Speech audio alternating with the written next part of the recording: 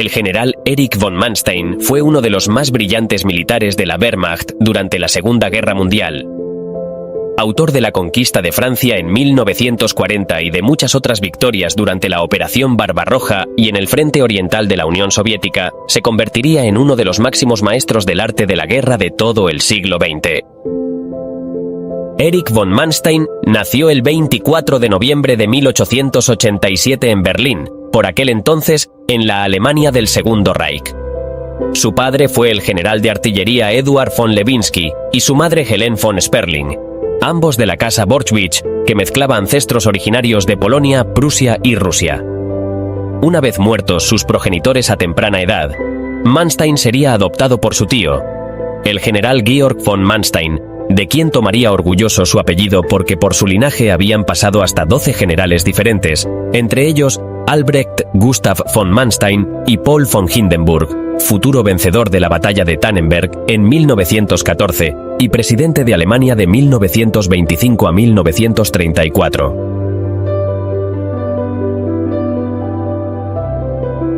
Desde muy pequeño von Manstein fue educado en las costumbres castrenses y en la religión católica tras su ingreso en el Liceo Imperial de Estrasburgo, donde estudió de 1894 a 1899, hasta que en el año 1900 se incorporó al cuerpo de cadetes de Plön, aprobando los exámenes posteriores con los que accedió al Colegio Militar de Gross-Lichterfelde en 1906. Sería precisamente en este centro en cuyas instalaciones demostraría grandes dotes militares, sacando unas notas excelentes, lo que le favoreció ser ascendido a teniente en 1907 dentro del Tercer Regimiento de la Guardia Imperial Prusiana. Al estallar la Primera Guerra Mundial en agosto de 1914, von Manstein participó en la invasión de Bélgica como parte del Segundo Regimiento de Reserva de Guardias Imperiales, distinguiéndose especialmente en la conquista de Namur. Al cabo de un mes, en septiembre, fue trasladado al frente oriental junto al ejército de su tío, el general Paul von Hindenburg, donde entre finales de 1914 e inicios de 1915 combatió en la batalla de los lagos Masurianos, avanzó sobre la Alta Silesia, irrumpió en Polonia y entró triunfalmente en la capital de Varsovia, siendo ascendido por sus acciones durante este periodo al rango de capitán.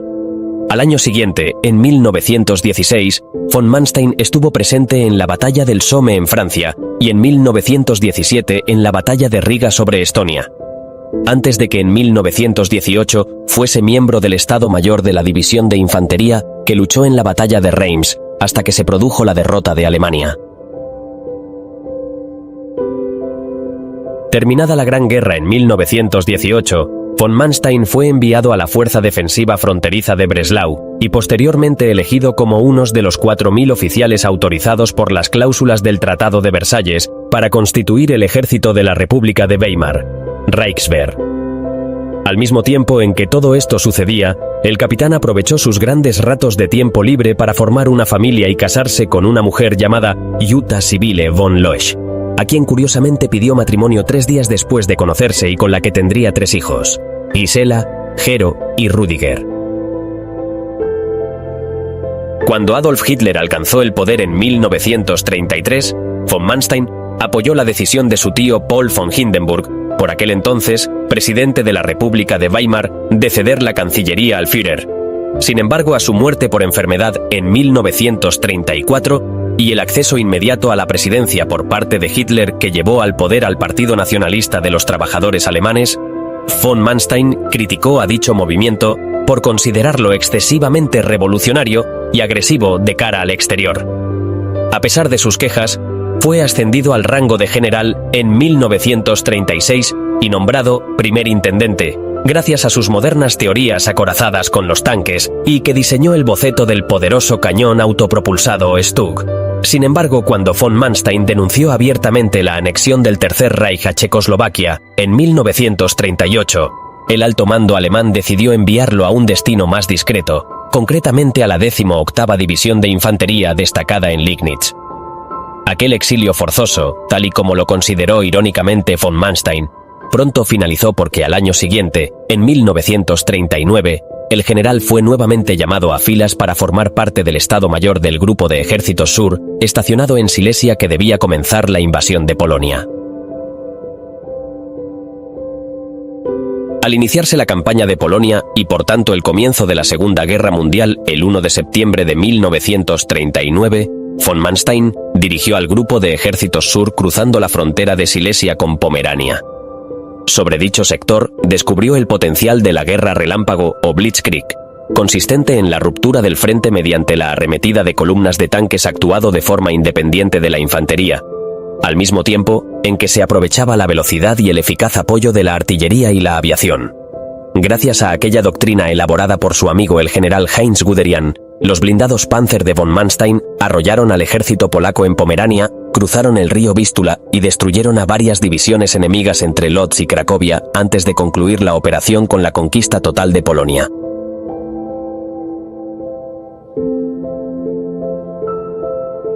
A causa del mero azar, el general von Manstein se convertiría en uno de los militares más importantes de la Segunda Guerra Mundial por ser el autor del plan de invasión para invadir Francia y los países de Europa Occidental.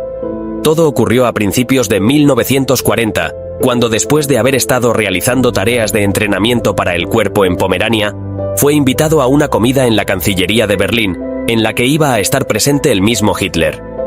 De esta manera, una vez comenzada la reunión, von Manstein fue el único general que se atrevió a criticar el llamado Plan Amarillo, basado en una copia del Plan Schlieffen, que ya había fracasado en la Primera Guerra Mundial: cruzar Francia a través de Bélgica para evitar el perímetro defensivo de la línea Maginot, en Alsacia y Lorena. Fue entonces cuando el Führer, sintiendo curiosidad por escuchar otra alternativa, convocó a von Manstein a su estudio privado para que le detallara su punto de vista. Así pues, von Manstein propuso a Hitler el Plan Golpe de Hoz, consistente en invadir primero Holanda con la finalidad de atraer a las fuerzas francesas y británicas hacia Bélgica, para a continuación desencadenar una gran ofensiva próxima a Luxemburgo sobre el bosque de las Ardenas y avanzar hacia los puertos del Mar del Norte con la finalidad de rodear en una maniobra envolvente a las 49 divisiones del ejército aliado. Maravillado por la originalidad de la estrategia, el Führer canceló el Plan Amarillo y autorizó el Plan Golpe de Hoz. El 10 de mayo de 1940, el ejército alemán comenzó la invasión de Holanda, Bélgica y Luxemburgo, siguiendo las líneas maestras de von Manstein. Sorprendentemente y tal como se había previsto, los aliados picaron el anzuelo porque el ejército francés y el cuerpo expedicionario británico enviaron sus fuerzas hacia Bélgica para ayudar a un ejército holandés que de antemano estaba condenado, porque repentinamente los Países Bajos capitularon el 14 de mayo. De este modo, una vez, los contingentes anglo-franceses se desplegaron en el corazón de Bélgica. Las columnas de tanques Panzer rompieron el frente por el Sedán y las Ardenas, cruzaron la frontera gala por el río Mosa y tras realizar una maniobra envolvente en Abbeville, propiciaron la rendición del ejército belga y dejaron embolsados en Flandes a 500.000 de hombres, el equivalente a 70 divisiones que fueron destruidas, salvo por los 300.000 soldados evacuados desde el puerto de Dunkerque hacia el Reino Unido. Cosechada esta victoria, a continuación von Manstein volvió sus fuerzas acorazadas hacia el suroeste, convergiendo sobre París y las costas del Océano Atlántico hasta los Pirineos. Gracias a esta maniobra, el general von Manstein fue ascendido a mariscal de campo, antes de que los aliados se rindieran con más de 2,5 millones de bajas y toda Europa occidental quedara bajo el control del Tercer Reich.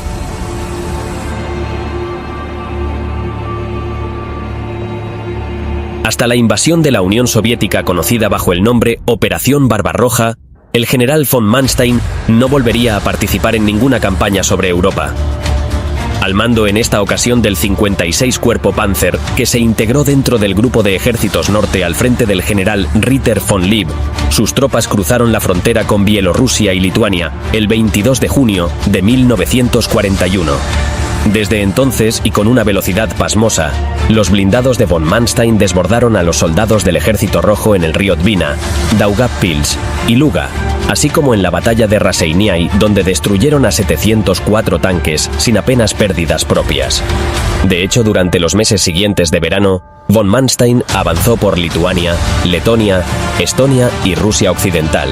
derrotando a las tropas soviéticas hasta asediar Leningrado y converger sobre Demiansk, capturando a decenas de miles de prisioneros en una espectacular Blitzkrieg.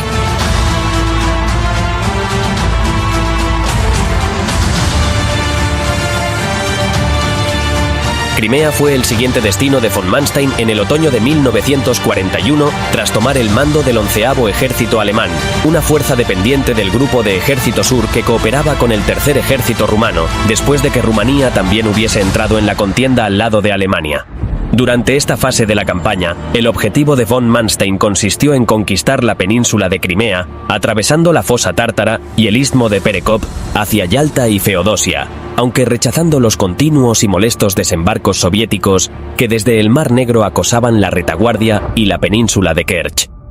Así fue como aquel territorio se convirtió en la peor pesadilla de von Manstein, porque después de casi 8 meses de asedio al puerto de Sebastopol, sus tropas apenas avanzaron por culpa de los poderosos fortines de hormigón que defendían los soldados del Ejército Rojo.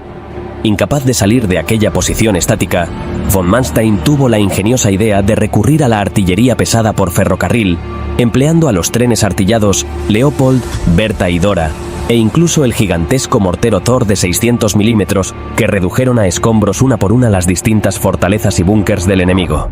De este modo, una vez disueltas las defensas soviéticas por los cañones de gran calibre y la aviación, von Manstein dirigió a los soldados alemanes y rumanos hacia los muelles hasta conquistar definitivamente Sebastopol el 1 de julio de 1942, después de haber causado a los soviéticos unas 350.000 bajas. Ocupada la península de Crimea, von Manstein fue requerido en otoño de 1942 por el Grupo de Ejércitos Norte que asediaba la ciudad de Leningrado con la finalidad de frenar una ofensiva soviética en Sinyavino, la cual frustró provocando al Ejército Rojo cerca de 113.000 bajas. Sin embargo, menos suerte tuvo tras ser llamado por el Grupo de Ejércitos Sur para liberar al Sexto Ejército Alemán embolsado durante la batalla de Stalingrado, ya que la Operación Tormenta de Invierno terminó en fracaso a finales de diciembre de 1942, cuando von Manstein fue rechazado y no fue capaz de alcanzar la ciudad por culpa de la tenaz resistencia del Ejército Rojo y el frío invierno polar que causó estragos entre las tropas germano-rumanas bajo su mando. No obstante, y pese a estos reveses, al menos la contraofensiva de von Manstein sirvió para evacuar a las 45 divisiones del Grupo de Ejércitos A, que por aquel entonces peleaban en el Cáucaso y pudieron encontrar refugio en Ucrania.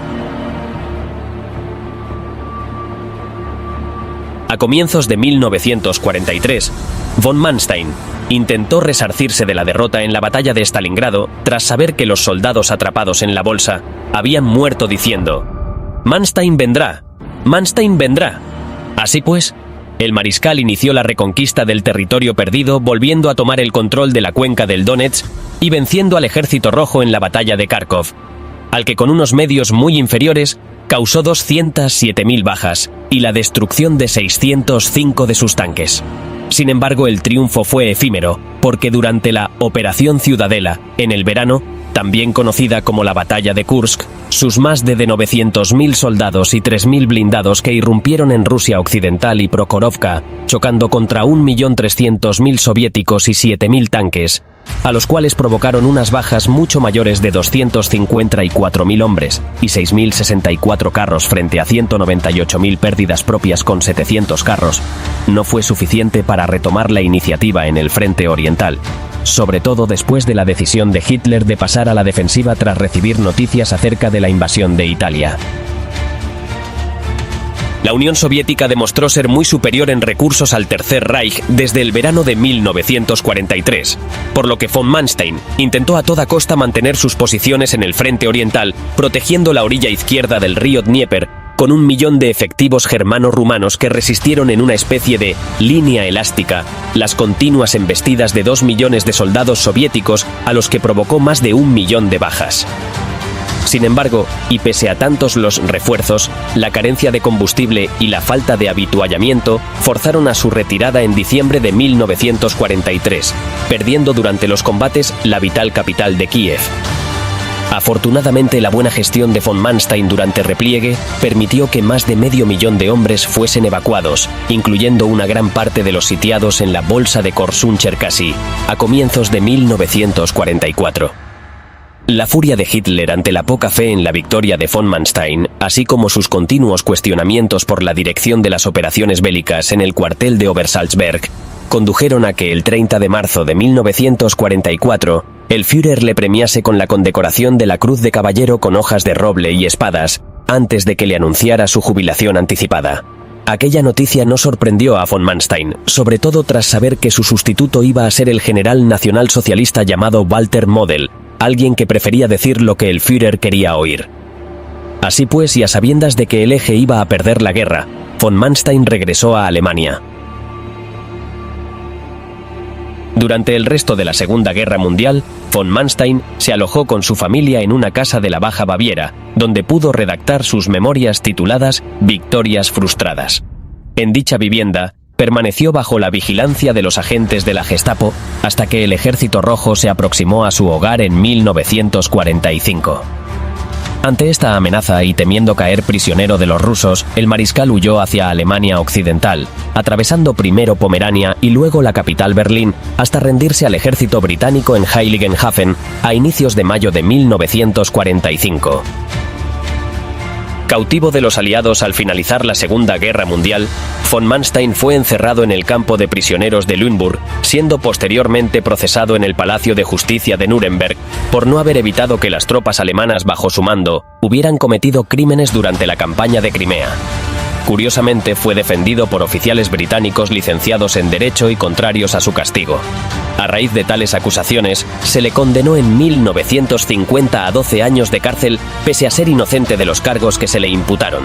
Afortunadamente, el viejo mariscal solo cumplió 3 años de prisión, porque el 7 de mayo de 1953, y después de haber recibido la Corte Penal Internacional intensas presiones por parte del presidente Konrad Adenauer de Alemania, así como del primer ministro Winston Churchill del Reino Unido, e incluso del periodista e historiador militar Basil Liddell Hart, von Manstein fue puesto en libertad sin cargos en plena Guerra Fría. Al ser puesto en libertad, von Manstein tuvo la oportunidad de hablar ante el Parlamento Federal de la República Federal Alemana para reorganizar de nuevo el ejército alemán de posguerra, ahora como miembro de la OTAN. Así fue como pronto recuperó su antiguo puesto de general y elaboró planes defensivos para proteger al país ante un posible ataque por parte de la República Democrática Alemana, que estaba bajo el tutelaje de la URSS. Al mismo tiempo, también ayudó al periodista británico Liddell Hart a elaborar su gran enciclopedia sobre la Segunda Guerra Mundial y a escribir unas segundas memorias tituladas La vida de un soldado, Aus einem Soldaten, que publicó en 1958. A la edad de 85 años, y tras sufrir un ataque cerebrovascular, Erich von Manstein falleció la noche del 9 de junio de 1973. Como agradecimiento por sus servicios prestados, Alemania celebró un funeral de Estado por todo lo alto, como si el viejo mariscal fuese uno de los grandes héroes de la antigüedad.